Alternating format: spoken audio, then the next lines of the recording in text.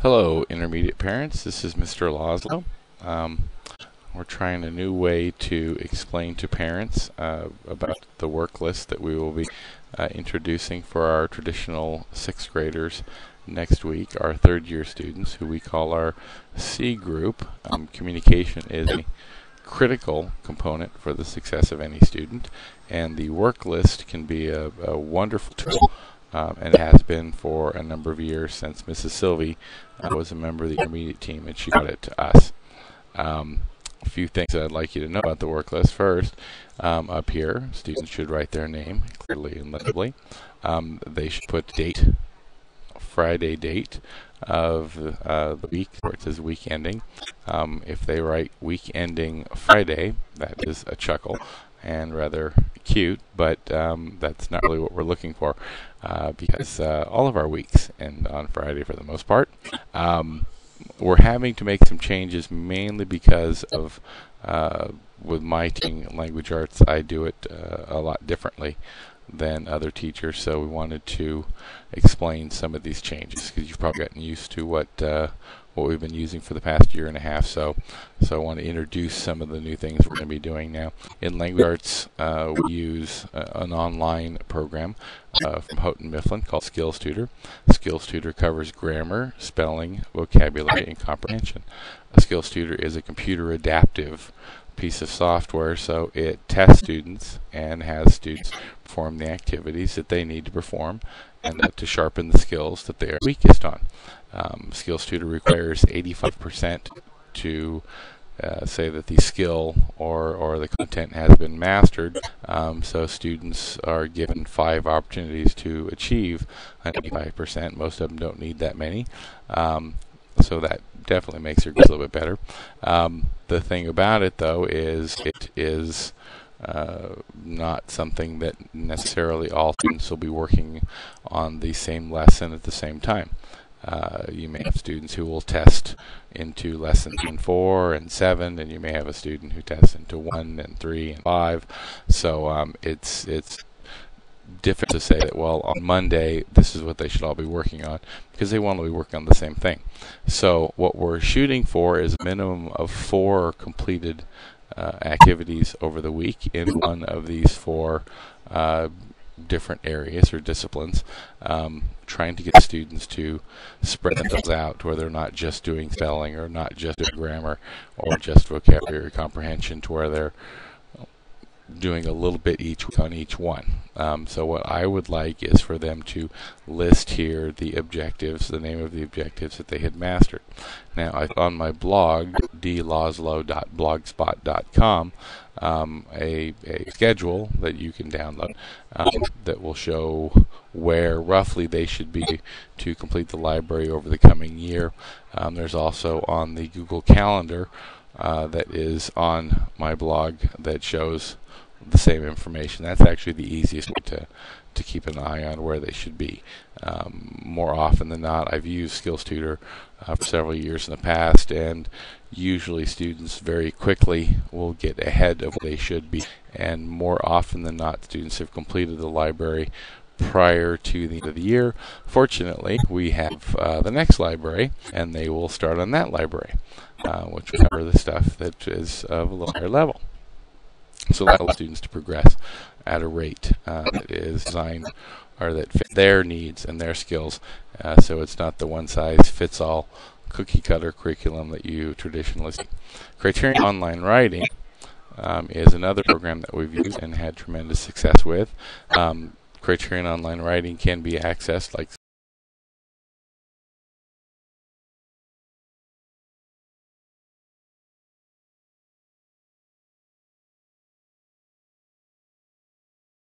it can be accessed not just at home but at school, and students may certainly work on it at home. They are given ample time in class to work on it, so it's not necessary that they do it at home. In fact, for the most part, they can work just on school on these activities and should have no problem being at or ahead of where my expectations are. We will be doing additional writing assignments that will probably be written in the Criterion boxes across here, but that's going to sort of change based on what I see as the challenges that we're having. Criterion Online being created by Rick Stiggins and the folks at ETS. Really, it helps the students with basic mechanics and grammar and usage and word choice. What I get to do, it frees me up to spend time with them working on style, working on actual writing. I think that's the difference between good writing and bad writing. So, so far, just in the 3 days of using it, the students have really taken to it and are very excited about it, and I hope to see that continue in the future. So Tiger Time and Free Dress will be based on how many activities completed and how much effort they've put into it. If you have a student, I'd like them in, say, Skills Tutor to go 4 activities a week. If they don't quite do that, but I see they spend an awful lot of time working on it, then we still may give them free dress on that. Criterion Writing, 6 out of 6 holistic score to determine whether the level of what they've done. 5 out of 6 with 0 errors is the minimum that I'm looking for. So as long as they keep working, they can do that. We've already got a number of students who are 6 out of 6 with 0 errors, and we're not even finished with the first week. Social Studies and Science with Mrs. Morton and Mr. Michigan, what I would like to see them do here is to put the subject matter that they were talking about, not just worksheet or test. If it was a test what? If it's a worksheet on what? Talking about the subject that they're working on. With Mr. Bradbury in math, you're going to have much more, it's going to be skill, and there's going to be, a very specific thing that they were likely working on that. Now, these boxes for science, social studies, and math, teachers will be putting a green or a red mark there to determine whether or not the assignment was completed. A little bit different for the stuff in language arts because the students are moving at their own pace.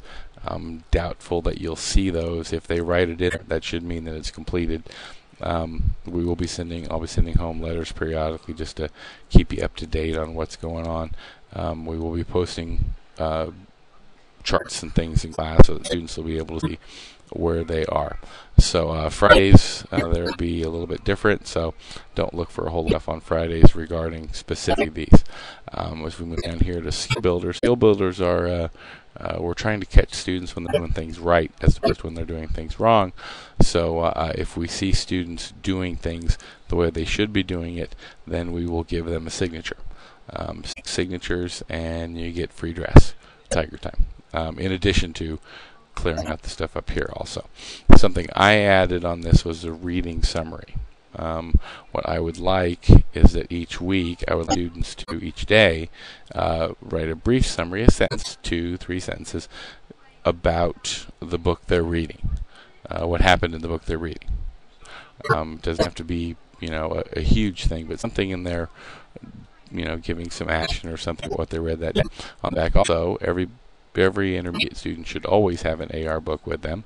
So there's a spot here for them to put the title of the book they're reading, the level of the book related to accelerated reader, the points of the book, the number of pages in the book, and to help give us an idea if you've got a student who's struggling a little bit. You may not want them to be reading a 600-page book. You want them to do a 35, 40, 50-page book. The ZPD here is tied to their book level.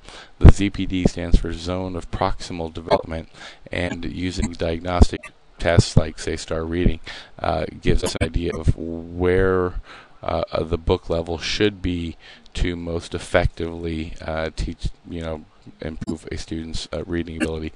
So we want their book level to be between these 2 numbers that they will be writing in. They should have their ZPD. If they are reading a book below their ZPD, there's a good chance the book will be deleted even if they pass the test. Of course, they can, come to me or, one of the teachers and say, I'm reading this because of this, and we may give them a dispensation on that. But primarily, we want them to stay with that. As far as reading above the ZPD, pretty much the same thing applies. We wouldn't delete the test necessarily, but if I have a student with a ZPD that stops at 5.2, I really don't want them reading a 9.5 book. There may be an exception. I have, over the years, had students who really were interested in a book. The Twilight series comes to mind. That happened with, I've seen with a number of students in the Harry Potter books, that the book level is a bit higher, but they were so involved in the story and they so desperately wanted to read it that we said, okay, we'll give it a shot, and they succeeded. So those things, above the ZPD, we want to make sure that teachers are involved. Below the ZPD, we don't want that to happen. Here it says our percentage. I have is the percentage of their overall goal. We don't want to necessarily be focusing on the number of points a student has, because the required points for each student are different. Not all students have the same required number of points each semester or each 9-week period. So here, that's the percentage is the key. Right here is the percentage that they should have.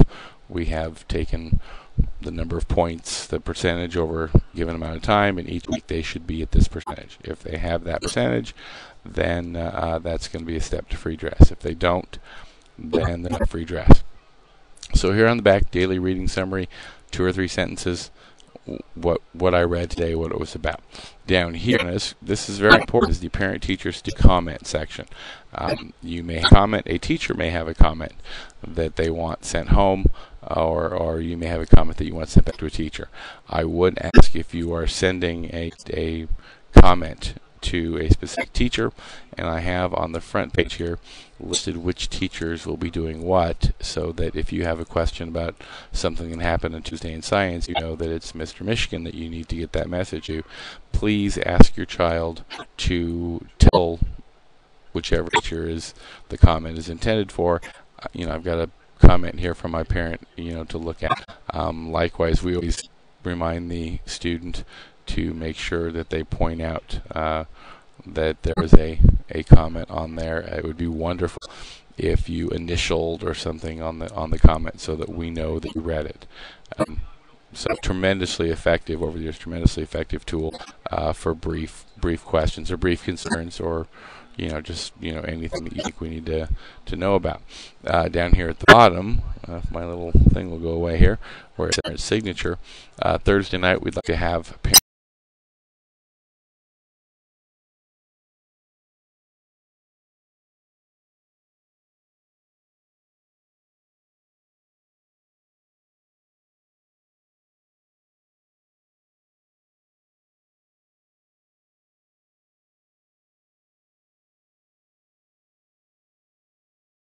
sign the work list.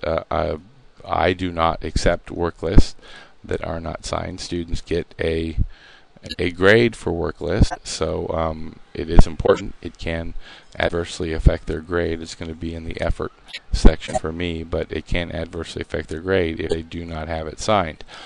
That's their responsibility, not yours. It's their responsibility to make sure that you take a look at it and that you sign it. There have been a number of students I know who at least have honestly told me I didn't get signed because I didn't want to show it to my parents. And I've told them, well, that's not a good idea. So you want to make sure you show it to your parents. So if you have any questions or concerns regarding the work list, please don't hesitate to ask. It, over the years, has proven to be a very, very effective tool, and I'm confident that it will continue to be so. Thank you for your time, and have a great day.